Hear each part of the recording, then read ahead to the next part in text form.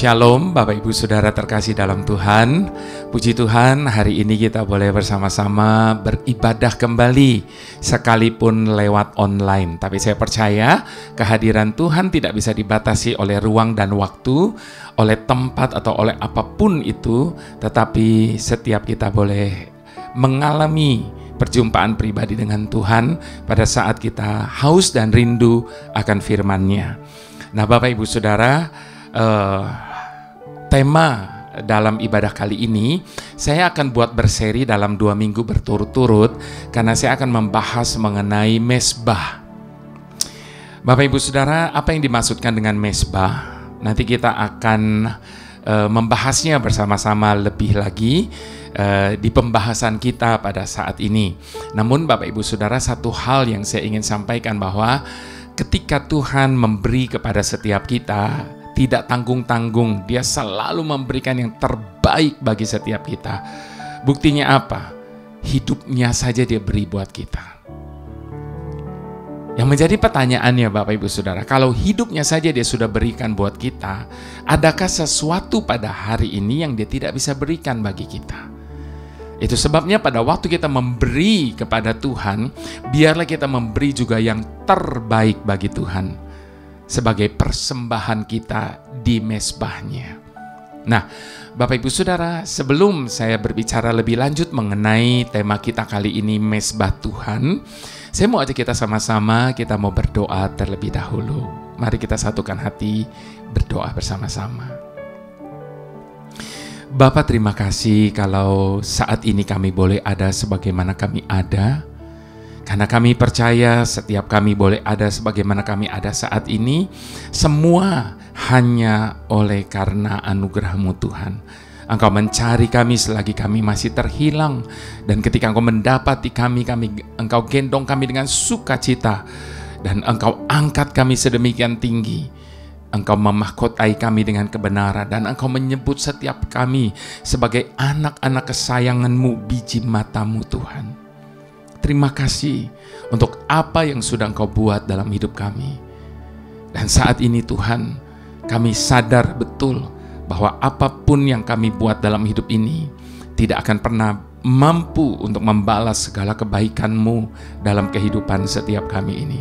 Selain kami datang di hadapan-Mu, membawa seluruh hidup kami, seluruh kehendak kami, apapun yang ada dalam diri kami Tuhan, dan kami letakkan semuanya itu di mezbah-Mu ya Tuhan. Dan inilah doa kami, jadilah pada kami hanya seperti yang Engkau ingini. Terima kasih Bapa, sertai kami di dalam ibadah ini. Biarlah dalam waktu yang singkat ini kami boleh dibukakan pengertian kami tentang mezbah. Terima kasih Bapa, dalam nama Tuhan Yesus kami berdoa bersama-sama dan kami mengucap syukur. Haleluya. Amin. Bapak Ibu Saudara, seperti tadi saya katakan, pada kesempatan ini saya ingin mengajak setiap kita untuk belajar dari beberapa hamba-hamba Tuhan yang luar biasa yang mempersembahkan mezbah bagi Tuhan. Apa yang dimaksudkan dengan mezbah bagi Tuhan? Kita akan melihat apa yang terjadi dan bagaimana itu terjadi, dan apa yang terjadi setelahnya. Untuk itu Bapak Ibu Saudara, yang pertama, kita mau belajar dari apa yang dilakukan oleh Kain dan Habel. Segala sesuatu yang tertulis dalam firman Tuhan adalah sebuah pembelajaran bagi kita, untuk kita boleh memetik hikmahnya dari setiap kejadian-kejadian yang boleh terjadi. Dan apa yang terjadi dan apa yang dilakukan oleh Kain dan Habel. Kita mau buka firman Tuhan dari Kejadian 4 ayat ke-3 sampai ayat yang ke-6. Ayat yang ketiga dikatakan, setelah beberapa waktu lamanya, maka Kain mempersembahkan sebagian dari hasil tanah itu kepada Tuhan sebagai korban persembahan. Habel juga mempersembahkan korban persembahan dari anak sulung kambing dombanya, yakni lemak-lemaknya. Maka Tuhan mengindahkan Habel dan korban persembahannya itu. Tetapi Kain dan korban persembahannya tidak diindahkannya. Lalu hati Kain menjadi sangat panas dan mukanya muram. Firman Tuhan kepada Kain, "Mengapa hatimu panas dan mukamu muram?" Bapak Ibu Saudara, setelah beberapa waktu lamanya, maka Kain mempersembahkan sebagian dari hasil tanah itu kepada Tuhan sebagai korban persembahan. Habel juga mempersembahkan korban persembahan dari anak sulung kambing dombanya, yakni lemak-lemaknya. Maka Tuhan mengindahkan Habel dan korban persembahannya itu. Tetapi Kain dan korban persembahannya tidak diindahkannya. Lalu hati Kain menjadi sangat panas dan mukanya menjadi begitu muram. Lalu firman Tuhan tadi kita baca, firman-Nya kepada Kain, "Mengapa hatimu panas dan mengapa mukamu muram?" Bapak Ibu Saudara, mezbah Habel naik dan diindahkan Tuhan, sementara mezbah Kain gagal. Kain menjadi marah dan mukanya muram, hatinya panas. Ia dibakar bukan oleh api Tuhan, tetapi oleh api asing yang lain. Bukannya menyukakan Tuhan, malah ia menyimpan dendam. Dan pada saat Tuhan menegur Kain, ia tidak menjawab.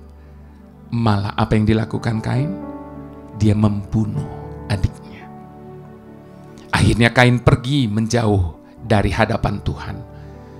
Kalau kita baca di Kejadian 4 ayat ke-16, Bapak Ibu Saudara, lalu Kain pergi dari hadapan Tuhan dan ia menetap di tanah Nod di sebelah timur Eden. Di sini kita belajar, Bapak Ibu Saudara, orang yang mezbahnya gagal, maka jiwanya labil dan akhirnya dapat dipastikan dia akan menjauh dari Tuhan. Mengapa kita harus membangun mezbah? Supaya kedagingan kita semakin hari semakin terkikis. Di atas mezbah harus ada selalu daging yang diletakkan. Apa yang dimaksudkan dengan daging yang diletakkan?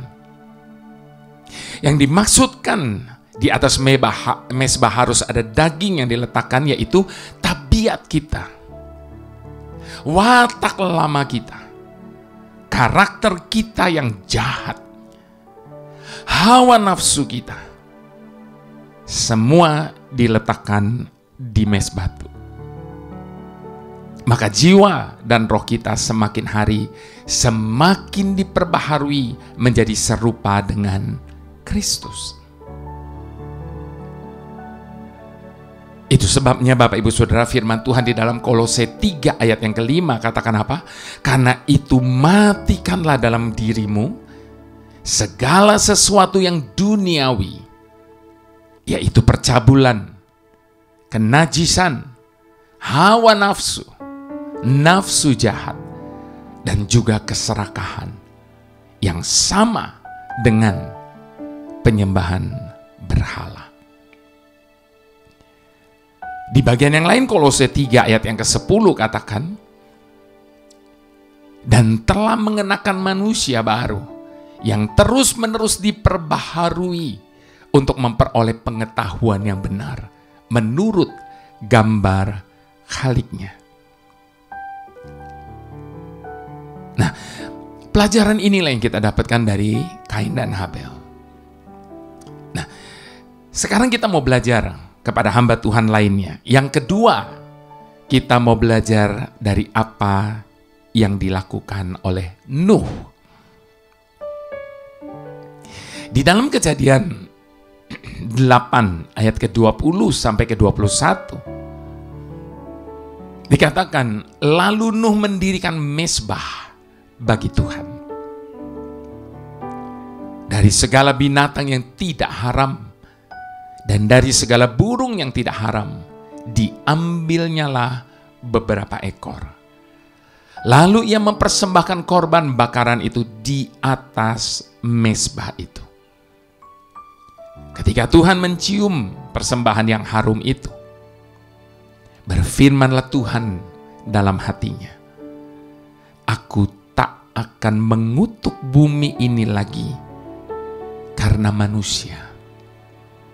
Sekalipun yang ditimbulkan hatinya adalah jahat dari sejak kecilnya. Dan aku tak akan membinasakan lagi segala yang hidup seperti yang telah ku lakukan.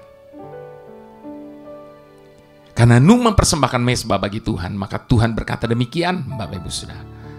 Dan setelah air bah surut, Nuh beserta keluarganya keluar dari bahtera. Sebagai rasa syukurnya, karena ia telah selamat dari air bah yang membinasakan seluruh umat manusia pada waktu itu, Nuh membangun mezbah bagi Tuhan dan mempersembahkan korban bakaran di atas mezbah itu. Dan Alkitab mencatat, Tuhan mencium persembahan yang harum itu. Kalau kita baca di ayat ke-21. Setelah itu Tuhan mengadakan perjanjian bahwa ia tidak akan mengutuk bumi lagi. Dan selama bumi masih ada, tidak akan berhenti musim menabur dan menuai, dingin dan panas, kemarau dan hujan, siang dan malam. Kemudian pada pasal 9 ayat yang pertama dikatakan apa? Tuhan memberkati Nuh dan anak-anaknya dan memberikan mandat kepada mereka untuk menguasai bumi kembali. Nah, Bapak Ibu Saudara, dari dua hamba Tuhan ini, dari dua kejadian ini, kita belajar bahwa mezbah kita sebagai ucapan syukur dan penyembahan kita kepada Tuhan adalah kunci bagi berkat dan perkenanan Tuhan turun dalam hidup kita. Ada banyak orang selalu menuntut berkat. Ada banyak orang selalu menuntut perkenanan Tuhan, tapi mereka tidak mau mempersembahkan mezbah bagi Tuhan. Apa yang harus kita persembahkan dalam mezbah rohani kita? Yang dikorbankan adalah tentunya tidak lagi kita membakar korban bakaran. Tetapi yang kita persembahkan sebagai korban adalah kedagingan kita. Sebab untuk mempersembahkan kedagingan kita, harus kita akui itu bukan hal yang mudah. Semua bentuk kecemaran, percabulan, hawa nafsu, kemarahan, kebencian, sakit hati, bahkan ketamakan, cinta akan uang, kita berani potong semuanya itu dan taruh di mezbahnya Tuhan. Kalau sekarang kita suka berdoa dan kita suka melayani, tetapi masih mudah sakit hati, masih mudah marah, masih mudah iri hati, masih mengutuki orang, emosi kita mudah meledak, maka sebetulnya kita hanya sedang menjalani kegiatan doa dan kegiatan pelayanan. Namun selama itu kita tidak akan pernah ada mezbah dalam kehidupan kita. Itu sebabnya Bapak Ibu Saudara terkasih, persembahkanlah hidup kita sebagai korban yang hidup, yang kudus dan yang berkenan kepada Tuhan, sebagai ibadah kita yang sejati. Maka perjanjian, berkat, dan perkenanan Tuhan akan turun dalam hidup setiap kita. Di dalam Roma 12 ayat yang pertama sampai yang kedua dikatakan, karena itu saudara-saudaraku, demi kemurahan Tuhan, aku menasehatkan kamu, supaya kamu mempersembahkan tubuhmu sebagai persembahan yang hidup, yang kudus, dan yang berkenan kepada Tuhan. Itu adalah ibadahmu yang sejati. Janganlah kamu menjadi serupa dengan dunia ini, tetapi berubahlah oleh pembaharuan budimu, sehingga kamu dapat membedakan manakah kehendak Tuhan, apa yang baik, yang berkenan kepada Tuhan, dan yang sempurna. Selama kita tidak mempersembahkan atau membangun mezbah bagi Tuhan, maka jangan pernah berharap akan berkat dan perkenanan Tuhan. Itu sebabnya Bapak Ibu Saudara, biarlah pujian ini menjadi doa persembahan kita di mezbahnya Tuhan. Bukan dengan barang fana Kau membayar dosaku, dengan darah yang mahal, tiada noda dan celah. Bukan dengan emas perak Kau menebus diriku, oleh segenap kasih dan pengorbananmu, ku telah mati dan tinggalkan cara hidupku yang lama. Semuanya sia-sia dan tak berarti lagi. Hidup ini ku letakkan pada mezbahmu, ya Tuhan.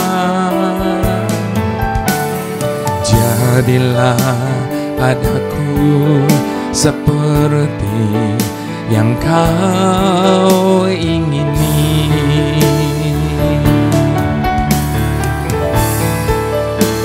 Ku telah mati dan tinggalkan cara hidupku yang lama. Semuanya sia-sia dan tak berarti lagi. Hidup ini ku letakkan pada mezbahmu, ya Tuhan. Jadilah padaku seperti yang Kau ingini.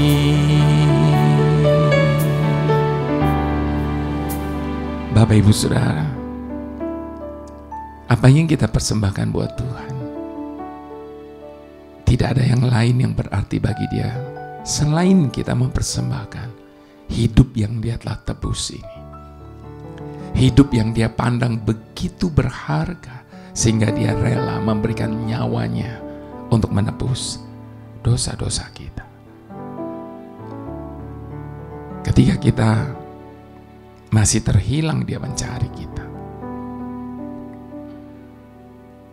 Dan biarlah anugerah penebusan atas setiap kesalahan dan dosa kita ini kita tidak sia-siakan.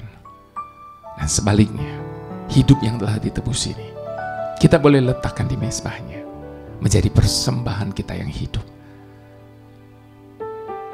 Semua keinginan, ambisi, harapan, bahkan segala sesuatu yang ada pada kita, hak atas masa depan kita, biarlah kita boleh letakkan di mezbahnya sambil berkata, jadilah padaku hanya seperti yang Engkau ingini. Mari sekali lagi sama-sama kita mau katakan, bukan dengan barang fana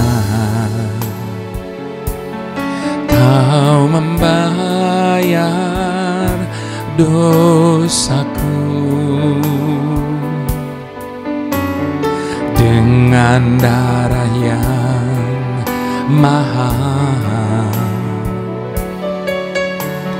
tiada noda dan celah. Bukan dengan emas perak Kau menebus diriku, oleh segenap kasih dan pengorbananmu, ku telah mati dan tinggalkan cara hidupku yang lama. Semuanya sia-sia dan tak berarti lagi. Hidup ini ku letakkan pada mezbah-Mu, ya Tuhan. Jadilah padaku seperti yang Kau ingini. Jadilah padaku seperti yang Kau ingini. Jadilah padaku seperti yang Kau ingini.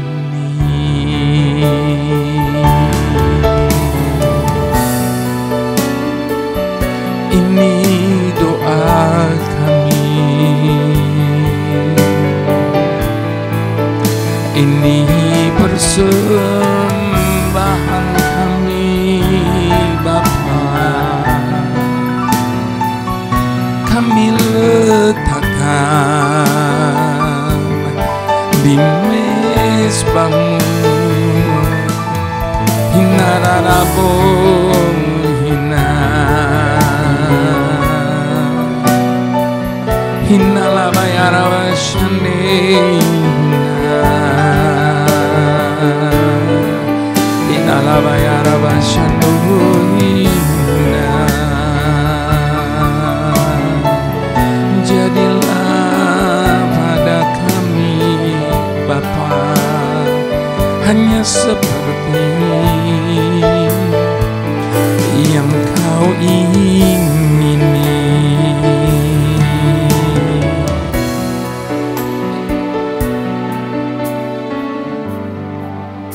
Bapa Surgawi,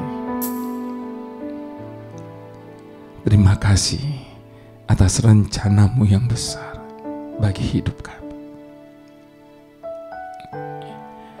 Buat kami menyadari kebenaran ini, bahwa ketika malaikat-Mu berbuat salah, maka Engkau mencampakkannya ke bumi. Namun ketika manusia berbuat kesalahan dan terhilang, Engkau mengirim dan mengorbankan putra tunggal-Mu, Tuhan kami, Yesus Kristus, untuk mencari dan menyelamatkan kami. Betapa besar kasih-Mu kepada kami, Bapa. Terima kasih, karena Engkau menerima kami apa adanya. Bahkan ketika Engkau mendapati kami tidak dalam keadaan baik. Namun demikian pun, ketika Engkau menemukan kami, Engkau menggendong kami dengan sukacita. Engkau mengangkat kami sedemikian tinggi. Engkau menyebut kami berharga. Engkau mengangkat kami menjadi anak-anak-Mu dan memahkotai kami dengan kebenaran. Tiada Engkau ingat-ingat lagi akan dosa dan pelanggaran yang kami telah berbuat. Tidak pernah Engkau memandang kami hina, sekalipun kami hidup di dalam kebebalan kami. Terima kasih Bapa, karena Engkau tidak pernah berhenti mencintai kami. Kami bersyukur buat cinta kasih-Mu sekarang dan selamanya. Dan biarlah kami juga boleh meletakkan hidup kami di mezbah-Mu Tuhan. Dan Engkau berkenan dengan persembahan kami. Haleluya. Mari Bapak Ibu Saudara yang terkasih, kita mau angkat kedua tangan kita di hadapan Bapa Surgawi. Sebab hanya oleh karena kasih setia-Nya di dalam putranya yang tunggal, Tuhan Yesus Kristus,